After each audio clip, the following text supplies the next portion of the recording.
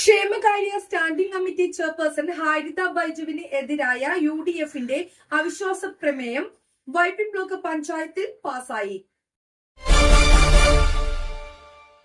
This news brought to you by Kalpaga Weddings, North Paravoor.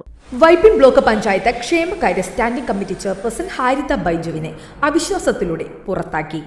Vypin block panchayat ക്ഷേമകാര്യ standing committee chairperson Haritha ബൈജുവിനെതിരെ UDF കൊണ്ടുവന്ന അവിശ്വാസ പ്രമേയം പാസായി. പ്രമേയം പാസായ സാഹചര്യത്തിൽ ക്ഷേമകാര്യ സ്റ്റാൻഡിംഗ് കമ്മിറ്റി ചെയർപേഴ്സൺ സ്ഥാനത്തു നിന്നും ഹാരിത ബൈജുവിനെ നീക്കം ചെയ്തു.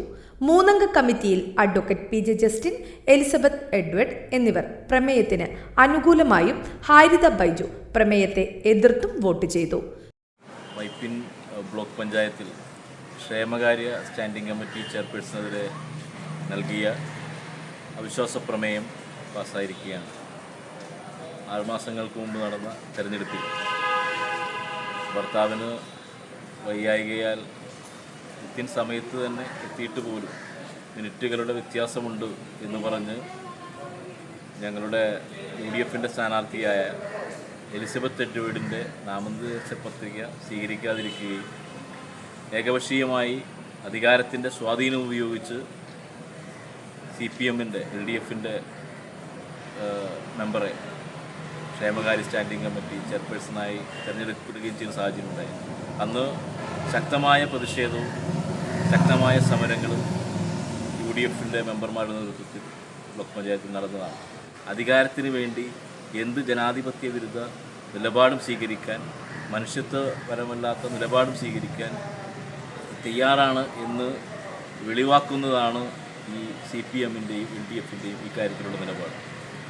ഈ നിലപാടുകൾക്കെതിരായിട്ടുള്ള ശക്തമായ തിരിച്ചടിയാണ് ജനാധിപത്യപരമായി UDF കൊണ്ടുവന്ന അവിശ്വാസ പ്രമേയത്തിലുള്ള വിജയം.